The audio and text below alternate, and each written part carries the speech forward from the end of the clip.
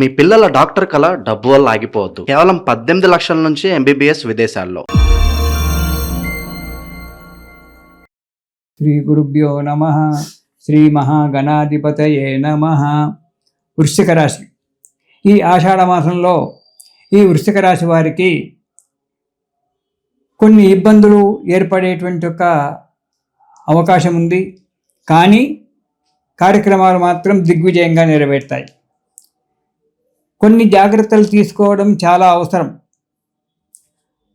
అతిగా మాట్లాడి ఇబ్బందుల పాలవుతుంటారు. అలా అతిగా మాట్లాడకండి. వృత్తి వ్యాపారాలలో అభివృద్ధి బాటలో నడుస్తుంటాయి. ఆదాయం మంచిగానే ఉంటుంది. వృశ్చిక రాశి వారికి కొన్ని కొత్త పనులు చేపట్టడం జరుగుతుంది. 10 మంది యొక్క సహాయ సహకారాలు లభించడం అనేటువంటిది జరుగుతుంది. ఇంతకుముందు ఉన్నటువంటి ఒక ఏవైతే ఇబ్బందులు ఉన్నాయో అవి తొలగిపోవడానికి మంచి సమయం ఆసన్నమైంది. 10 మందికి ఉపయోగపడేటువంటి యొక్క కార్యక్రమాలు చేయడం వల్ల పేరు ప్రతిష్టలు పెంపొందడం జరుగుతుంది. విదేశాలలో ఉన్నటువంటి వారికి ఉద్యోగాలు లభించడము, అనుకున్నటువంటి ఒక కార్యక్రమాలు నెరవేరడము అనేటువంటిది జరుగుతూ ఉంటుంది. కానీ అనవసరంగా ప్రతి విషయం గురించి ఆలోచన చేసి మనస్సును పాడు చేసుకుంటారు. అది మాత్రం వద్దు. ఎంతవరకు అవసరమో అంతవరకే ఆలోచించండి. ఆ పని గురించి ఆలోచించి అక్కడితో దాన్ని ఆలోచన పక్కకు కట్టిపెట్టండి. సంతోషంగా ఉండడానికి ప్రయత్నం చెయ్యండి. ఇక మొదటి వారం కనుక చూసుకున్నట్టయితే ధనలాభం బాగా ఉంటుంది. కులాచారముల యందు మంచి శ్రద్ధ చూపిస్తారు. పెండింగ్ పనులన్నీ కూడా పూర్తవుతుంటాయి. ధనలాభము, మిత్రలాభము రెండూ కూడా జరుగుతాయి. మంచి ఆశించినటువంటి ఒక ఫలితం వస్తుంది.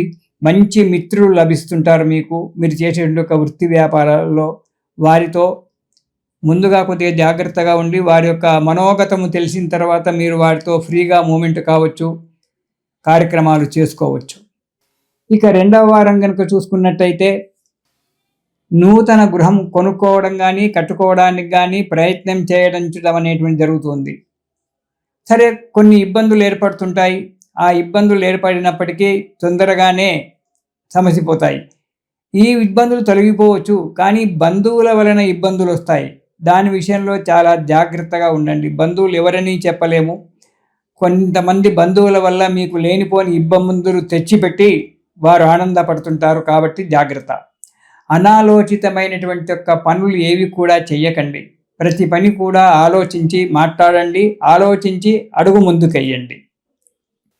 ఇక మూడవ వారం కనుక చూసుకున్నట్టయితే మనోధైర్యంచే అడుగు ముందుకేయడం జరుగుతుంది. కార్యక్రమాలన్నీ కూడా సఫలీకృతమవుతాయి. రుణబాధలు కూడా తగ్గిపోతుంటాయి. మీరు శ్రమకు తగ్గినటువంటి యొక్క ఫలితాన్ని పొంది హాయిగా, సంతోషంగా, సుఖంగా ఉంటారు. మనశ్శాంతిగా జీవిస్తారు. ఇక 4వ వారము తీరని సంతాపము. ఎప్పుడూ మనస్సులో ఏదో ఒక బాధ, అనవసరంగా డబ్బు ఖర్చులు కావడం, ఎందుకు ఖర్చు పెడుతున్నామో తెలియక డబ్బులు ఖర్చు అవుతున్నాయనేటువంటి, లేదా ఎక్కడైనా మోసపోవడము అనేటువంటిది జరగడానికి ఆస్కారం ఉంది. కుటుంబంలో ఎప్పుడు అశాంతిగా ఉండడం అనేటువంటి జరుగుతుంది. కాబట్టి జాగ్రత్త.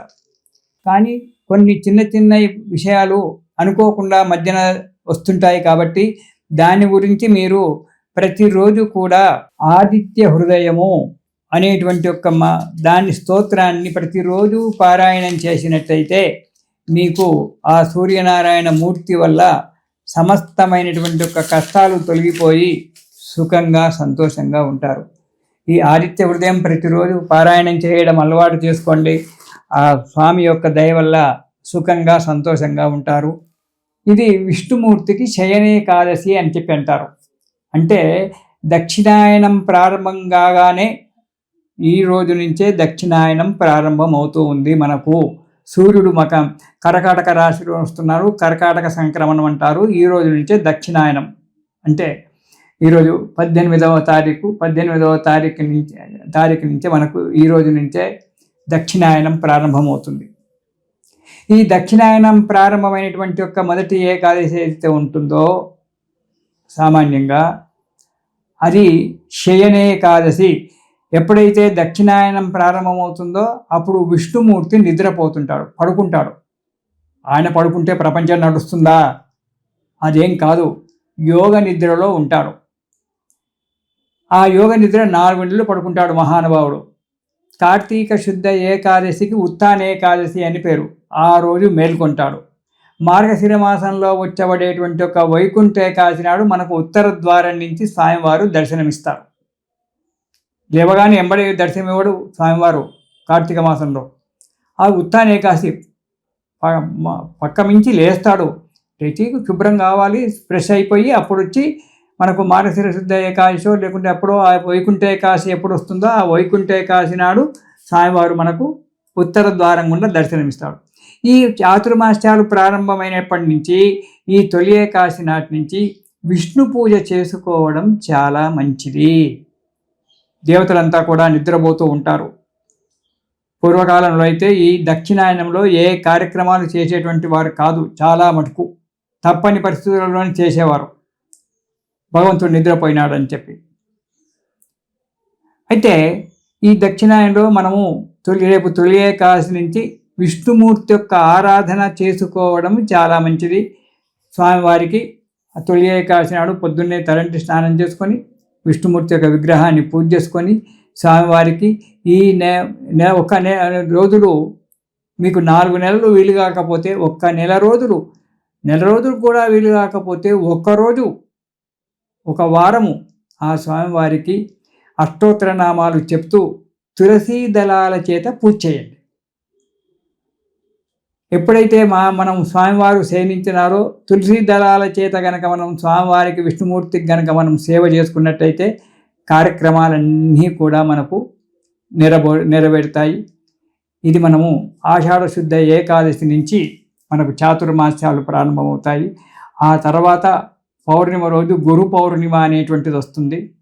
ఆ రోజు వ్యాస భగవానుడు పుట్టినరోజని కొందరంటారు, భారతం రాసిన రోజని కొందరంటారు. ఏది ఏమైనా ఆ రోజు స్వామివారికి ఆ వ్యాసమూర్తికి మనము పూజ చేసుకోవాలి. అన్నిటికంటే ముఖ్యమైనటువంటిది మన తెలంగాణలో పండుగ ఆషాఢ మాసంలో అందరికీ తెలుసు, బోనాల పండుగ. అంటే అమ్మవారు ఈ ఆషాఢ మాసంలో భూమి మీద తిరుగుతూ ఉంటుందట. ఆషాఢస్య ప్రథమ దివసే అని చెప్తుంటారు. భూమి మీద తిరుగుతూ ఉంటుంది కాబట్టి ఈమెకు ఈ ఆషాఢ మాసంలో భూమి అంతా కూడా పులకరించి ఉంటుంది.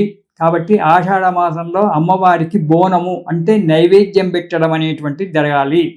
ఆమె సంతోషపడుతుంది, భూమి మీదకి వచ్చింది కాబట్టి అమ్మవారు ఆమెకు ఈ ఆదివారము గురువారము ప్రతివారము ఎవరెవరి యొక్క సాంప్రదాయాలను బట్టి ఆ రోజు అమ్మవారికి పాయసాన్నము నైవేద్యం పెట్టి ఆమెను తృప్తిపరిచినట్టయితే సంవత్సరం అంతా కూడా మనం సుఖంగా ఉంటామని చెప్పి మన తెలంగాణలో ఉన్నటువంటి ఒక ముఖ్యమైనటువంటి ఒక ఆచారము, చాలా పెద్ద పండుగ ఇది.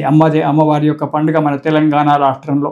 కాబట్టి అమ్మవారికి ఈ ఆషాఢ మాసంలో బోనం చేసి సంతోషంగా హాయిగా అమ్మవారి యొక్క కృప వల్ల సుఖంగా ఉందాము. తర్వాత తొలి ఏకాదశి, ఆ తర్వాత గురు పౌర్ణిమ, ఇలాంటి కార్యక్రమాలన్నీ కూడా చేసుకొని ఈ పండుగ నెరవేర్చుకుందాము. తిరిగి వచ్చే పండుగలు శ్రావణ మాసం నుంచి మనకు చాలా పెద్ద పండుగలు ప్రారంభమవుతుంటాయి. అప్పుడు కలుసుకుందాము. ఇది శుభం.